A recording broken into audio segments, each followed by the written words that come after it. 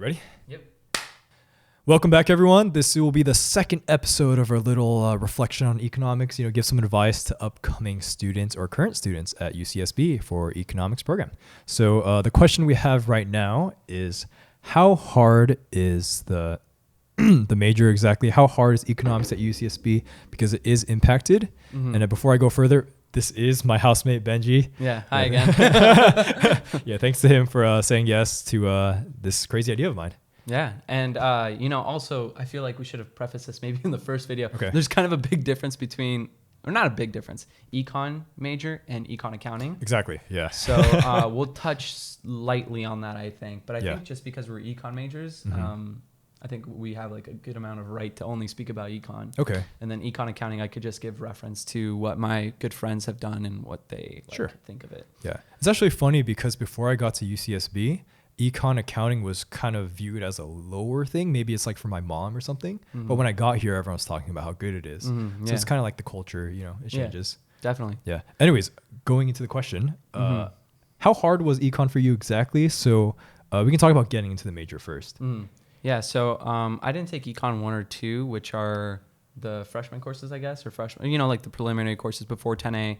I will say, like, the only comment I can make about it is I know that it's based on a curve system where the top 6% get A's, like the top 8, whatever, get A minuses and so on. It's a bell curve. So it's like you are competing for your grade. And I think that that's difficult already in itself because you need to make a GPA requirement. So if you get C's in both classes, that's a solid 2.0. So, Ashton, you could talk about the course itself and kind of like the structure of it. Talking about Econ 1 and 2? 1 and 2, yeah. Okay. So it's a giant lecture hall. It's called Campbell Hall. So 600 plus students. Yeah. And you go in and, I mean, from where I was sitting, generally anywhere you're seeing, the teacher's like super far away. So that's already like a huge break from high school. I think we had practice problems.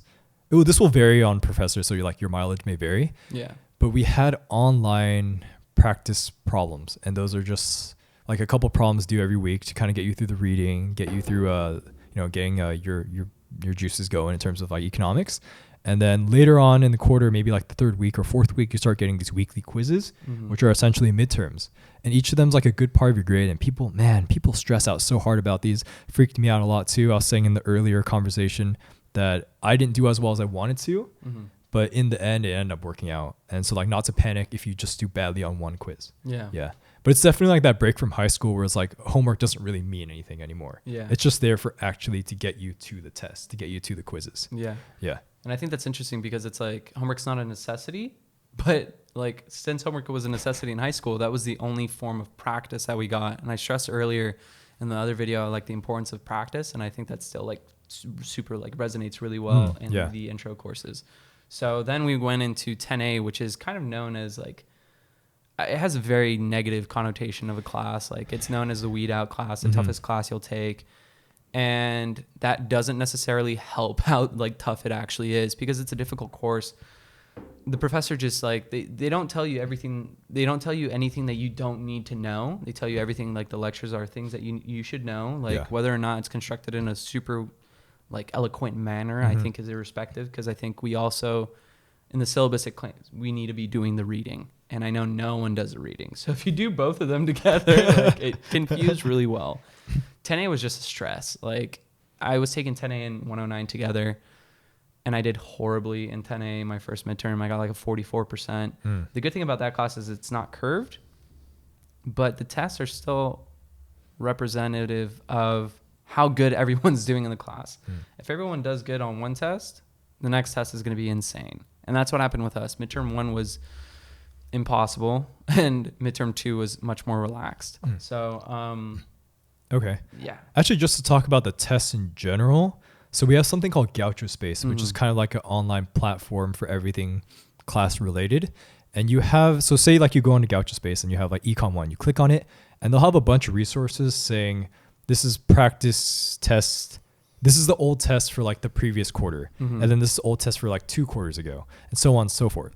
And when I first saw them, like, oh man, that's like something for tryhards, people who don't know what's going on. But no, that's actually like the bare minimum. Like you have to do at least like half of them, I feel. I like even so I was super stressed because I'm a transfer. This is like my last shot to get into econ, like one of my last shots. So I did every single one. And it's super interesting because, I mean, it's like, I know I brought this up last video, but like there are so many problems that are so similar that it's good that you keep practicing them. Yeah. And it's interesting because one of the problems that I had on my final was like a super obscure problem that I saw from 2012 spring. And I was just like, oh crap. Like, and I got TA's help on how to solve it. Okay. And I ended up doing like extremely well on the final, getting into the major. Because I feel like I had the confidence of that one problem. Yeah. I mean, it's definitely like going the above and beyond to do pretty well in economics. You know, I don't think I'm like pretty average, or like maybe slightly above average, maybe. But to do like an A, man, you have to study so hard. Yeah. It's ridiculous. Like I talked to one of my friends who knows some people that like consistently get A's, and economics is essentially all they do. So like no part-time job. They just do, so they tutor other people in CLAS. I don't know if that, I guess that's paid. And then they also get tutored for economics, and then go to all the office hours, do all the readings, do all the practice multiple times. And it's like, that's kind of your life. So, you know, when you like come to UCSB, if you decide to come, you got to make sure you know like what the trade-off is in terms of like how much do I want to study, because if I study this hard, maybe I'll get an A, but I'll be sacrificing campus life, friends, yada, yada. Yeah. I mean, you just got to look at your opportunity costs. Yeah, exactly. Ashton, like your opportunity costs of studying versus everything else. Yeah. I think you could definitely find a very good balance for sure.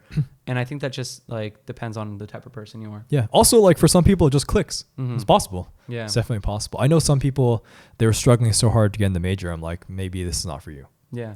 Also, if you don't love it, you're just doing it for the prestige, it's going to be harder. Yeah, exactly. And I think that like even after 10A, like people are like, oh, the major, it's a breeze after. And I don't think that's necessarily true. Yeah, no. Because in the other classes, you're still competing versus other students. The only thing that's different is that some students like just relax a little bit in my eyes. But there's still so many students that want to do well. And since it's that curve, it might come to hurt you. Yeah. So those are all the smart kids that actually made it in. Yeah. Now you're competing against them. Oh yeah, yeah. It's like, oh my God. That's true. Yeah. I mean, previously there were a bunch of students who didn't make it in, and now everyone's in. Yeah. In terms of like math in economics, because I know like math, people say econ is like, you know, partially math, partially like reasoning and whatnot. So you have to take some like statistic classes, which is PSAT 109, not too bad, but also some calculus classes to get in the major. And the math is like not that hard in terms of like the algebra. It's doable, but the way they ask it is always like a little tricky. Yeah. So like the hardest thing you'll probably do is partial derivative, and you see a lot of that. Like a lot, like a lot, 10A especially. Yeah. You see a lot of that. And it's interesting because I didn't expect econ when I first chose even as a transfer coming in, I didn't expect econ to be so math heavy. Yeah. And this is 10A, 100B, 101 and 148 is only math. Yeah. The only times I've like hit like the more rational side of economics was with my electives, international trade, international finance, and then my like history of political thought in econ. Yeah. And we'll get into those in another conversation and like video, you know, and exactly. So, you know, like just really have a good solid algebra, you know, like I've heard a lot of mathematicians say like, oh, you know, calculus is easy. It's algebra that's hard. And I'm like, you know, it's kind of true. I mean, the capacity to make silly mistakes on the test, I've gotten so mad. Like the amount of times I want to just like get a time machine, just reverse time, you know, move the decimal space, one space. God, that decimal place. I think that's what happened to me with not carrying the 10 over. Exactly. Yeah. So if you have like a lot of trouble with math in terms of like you make a lot of silly mistakes, just be careful because take your time. Yeah, take your time. It's definitely lost me a lot of points, even though you do know what's going on. I definitely thought econ would be a lot more social science like, because you know that's what economics is as a whole. But in terms of like giving it to students, it's a lot more math. You have to do some proofs on some tests. It's like, you know, prove this identity in terms of econometrics, which is like statistics for economics. Or also just like, you know, derive the marginal utility of this this good. Yeah. Essentially, I think that most of the mathematics in econ is derived from the like idea and conception of econometrics. Because without econometrics, like you wouldn't be able to create indifference curves, which is something that you use in 10A. Like that, you know what I mean? We learn like the creation of these curves of this data. Okay. Because of that class. And it's funny because like you learn that after everything. Yeah, you take it after. So like in all, I think the econ major here is question is how hard is it? Right? Yeah, that's the original question. Yeah, it's tough, but like there's always a good, balance between things, and you just have to find it. Yeah, and then I think the next video we'll have is like how much studying should you expect to do. So stay tuned for that one, guys, and we'll see you later. And if you haven't already, check out the podcast with Benji. He's talking about his experience with economics through community college to UCSB to graduating. Yeah, awesome. Thanks, guys. Yeah, Appreciate see you later in the next one.